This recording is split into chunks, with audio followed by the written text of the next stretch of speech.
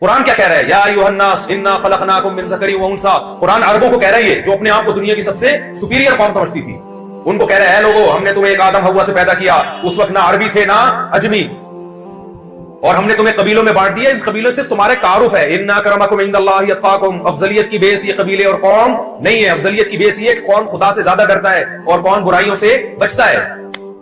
ایک ایک لفظ قرآن کا اٹھا کے دیکھو، اس کی تعلیمات دیکھو.